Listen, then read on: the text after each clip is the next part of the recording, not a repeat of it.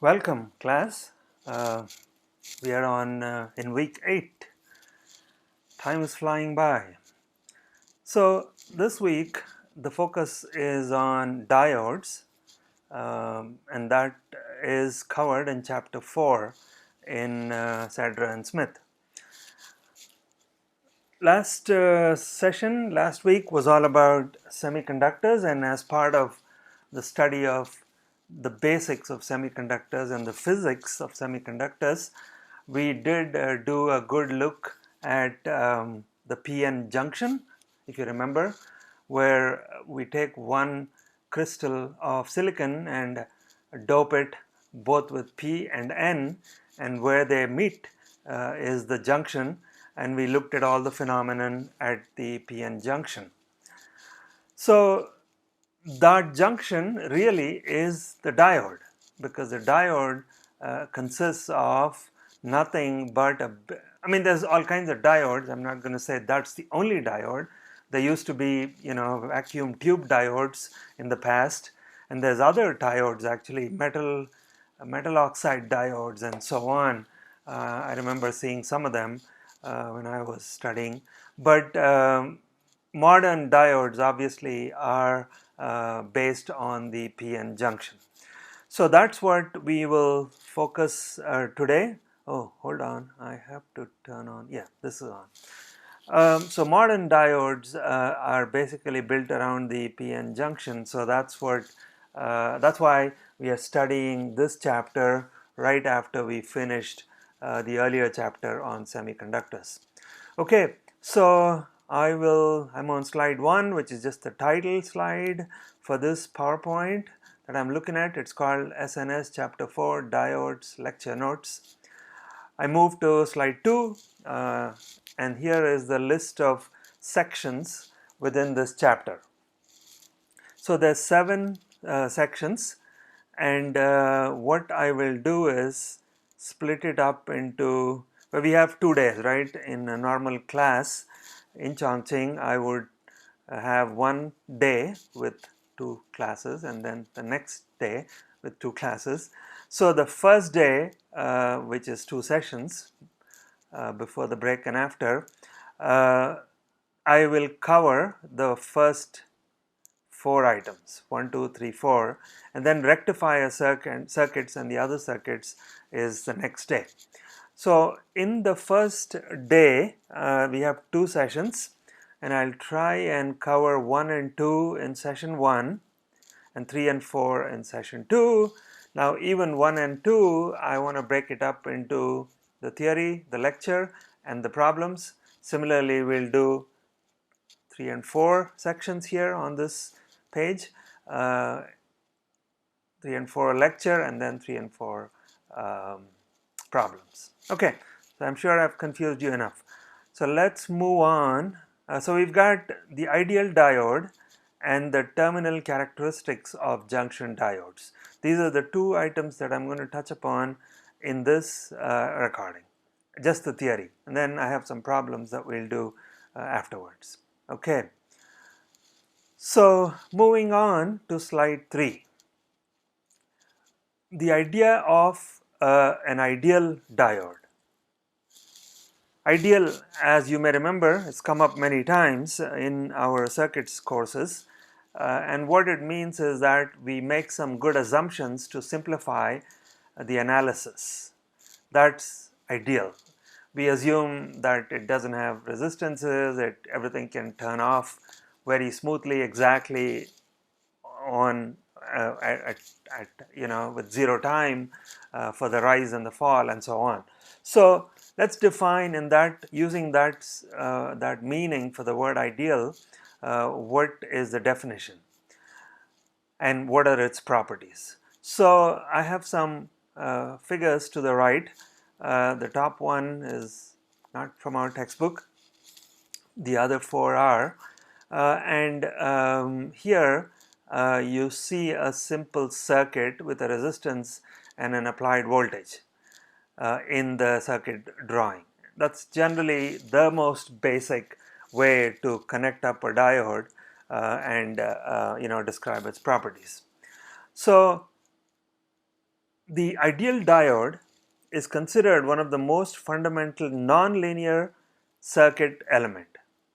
There's nothing, more basic than a ideal diode, okay, more fundamental. Now, what are the properties and what are the characteristics? So, let's see, maybe we should look at the pictures in the right quickly, the graphics. So, there is a circuit symbol of a diode. I'm sure you're all familiar with this, but let's go one step at a time, because you will be surprised. You think you know a lot about diodes, but you're going to find there's plenty new stuff here. So let's go one step at a time. There is the symbol of the diode, and there is the anode, which is the positive, and the cathode, which is the anode is shown by the little arrow, and the cathode is shown by the plate.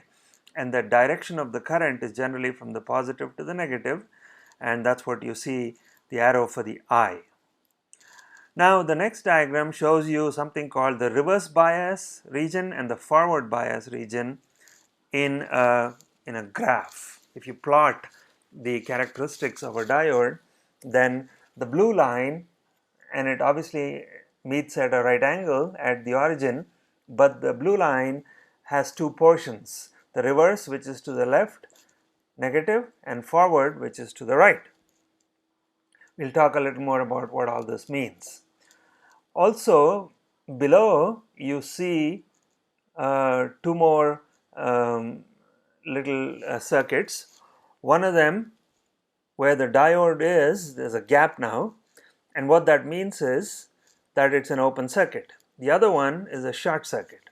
So we are saying basically, or the book is telling us, that at a certain time or a certain voltage current combination, the diode behaves as an open circuit, and at other times it behaves as a short circuit. Now remember, this is still the ideal diode, okay?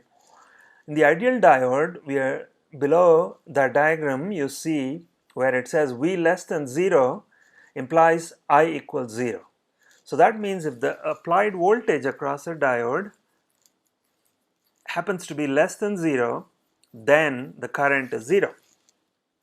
Similarly, on the right side, it talks about the relationship in a slightly different way.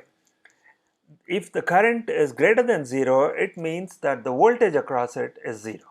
Okay, so that's one way to describe what's going on in the diode. Let's also read some of what I've written on the left there.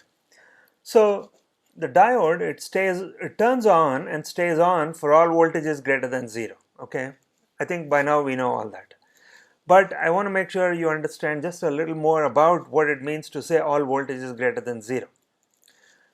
That is, the anode voltage has to be greater than the cathode voltage, or to put it another way, anode voltage is more positive than the cathode voltage. So let's say the anode voltage is 5 volts and the cathode voltage is 3 volts, plus 5 and plus 3. It's still considered the forward bias, and meaning that the diode can turn on. Okay, so it's not only 0 and 1. We define 0 as being anything where the anode is greater than the cathode. Okay, but it doesn't have to be absolute 0 or 1. It can be any combination of voltages as long as the anode is at a positive, slightly positive compared to the cathode.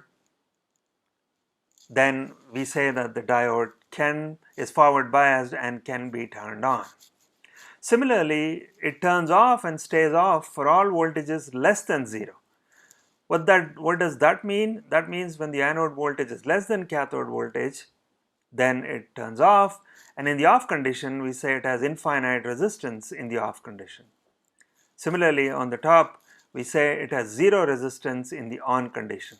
So when the diode is on, 0 resistance; when the diode is off, infinite resistance.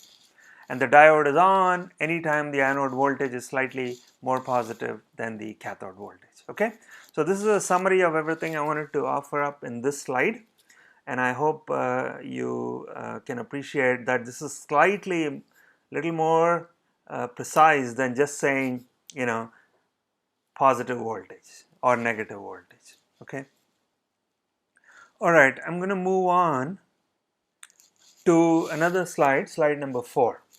Here we are talking about the ideal diode and how the fact that the external circuit outside of the diode has an important role to play.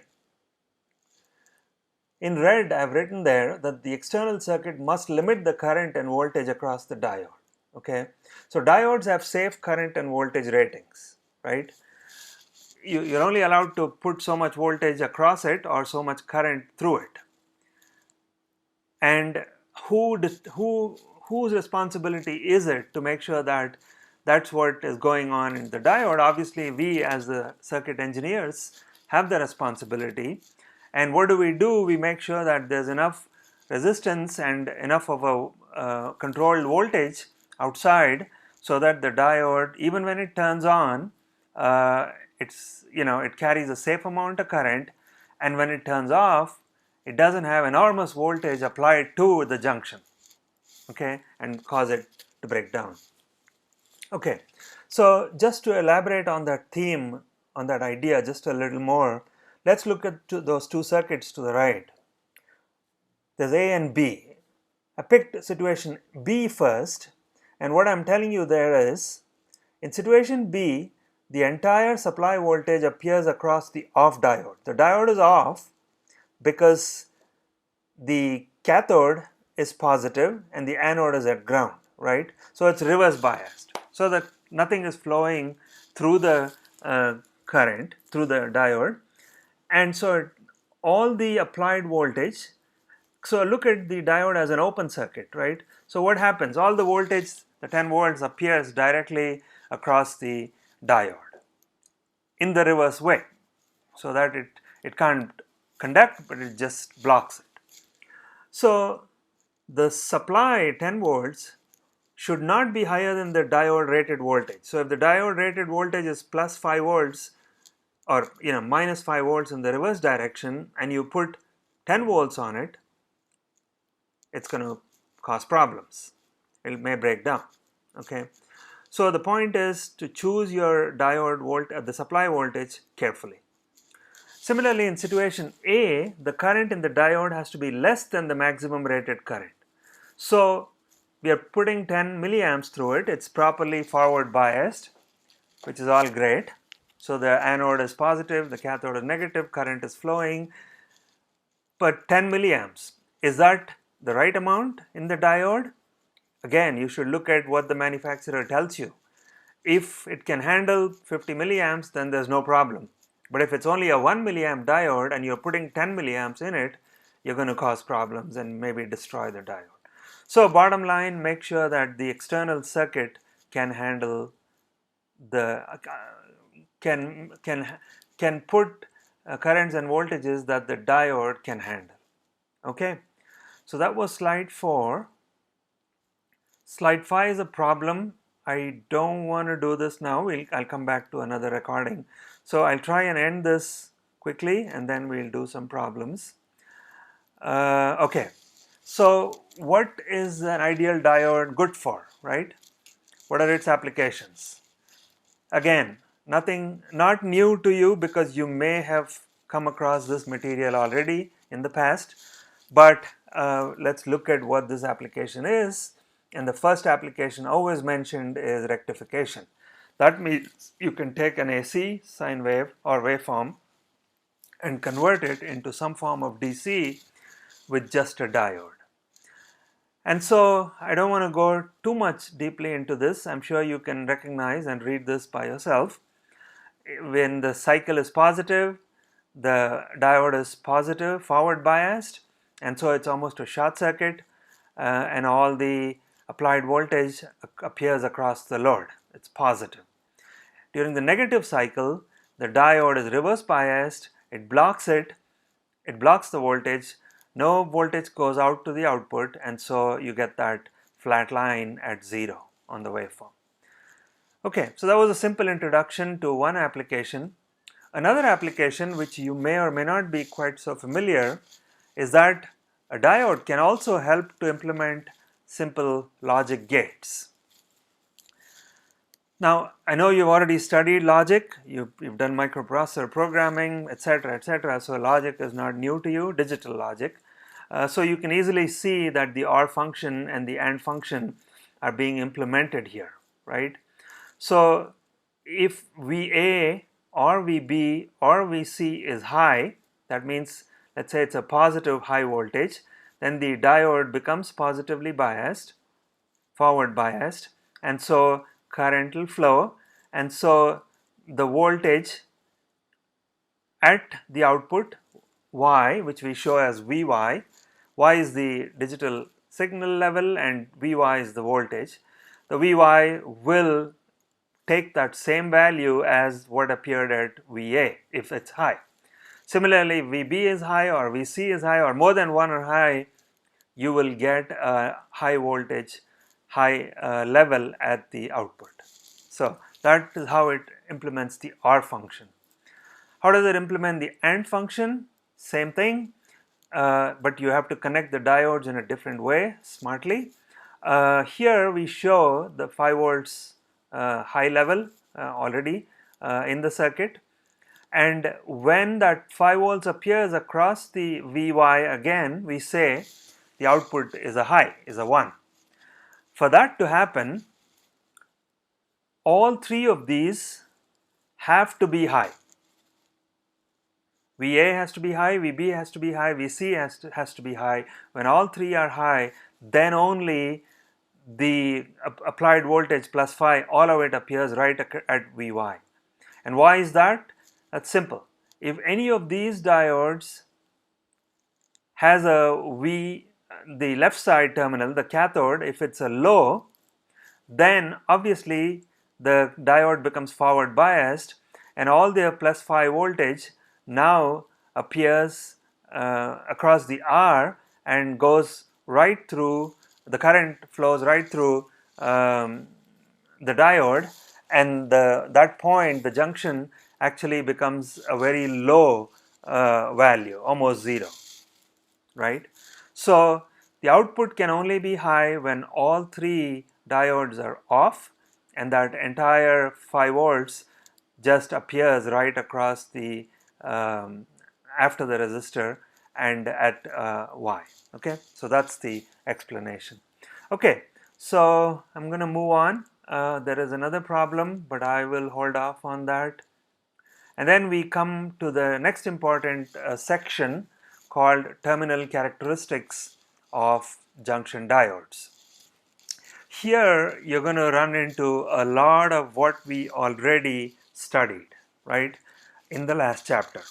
So I hope you remember what we studied in chapter 3, particularly related to the PN junction itself, not the earlier sections on doping and intrinsic and all that, but as far as the PN junction itself goes, you might want to revise what we studied. Anyway, here's a drawing that tells us what the PN junction was all about. Let me read what I say in red here. The PN junction can conduct substantial amount of current in the forward direction, that means when it is forward biased, and almost no current in the reverse direction, that means when it is not, if it is reverse biased, then the junction may not conduct so much. Except of course this breakdown region which we briefly mentioned last time. So again, to summarize, here is a symbol of a diode and we have the forward region and the backward region. Now in the ideal diode we didn't talk about this 0.7 volt, right? We just said at 0, anything slightly above 0, the diode is forward biased, anything less than 0, the diode is reverse biased. But in reality, the PN junction has a small amount of voltage in the forward direction called the cut-in voltage, where really nothing happens. It doesn't start conducting yet. And I think we know why. That was to overcome that depletion region, the barrier voltage. We studied that in the semiconductor chapter. But anyway, that all shows up here. Okay. So bottom line, 1, 2, 3. The forward bias region, I'm on slide 9 by the way, The forward bias region, there's three regions: the forward bias region, the reverse bias region, and then the breakdown region, where the voltage is very high on the reverse direction, higher than what's called the Zener knee voltage, VZK. We'll study more about that in a bit. Okay. So, couple more quick slides.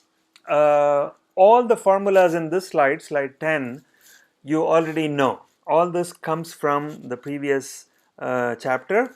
You know that the current, the general diode current relationship formula relating it to the voltage and the Vt, which is that thermal voltage, is this. As you can see it, what is Vt?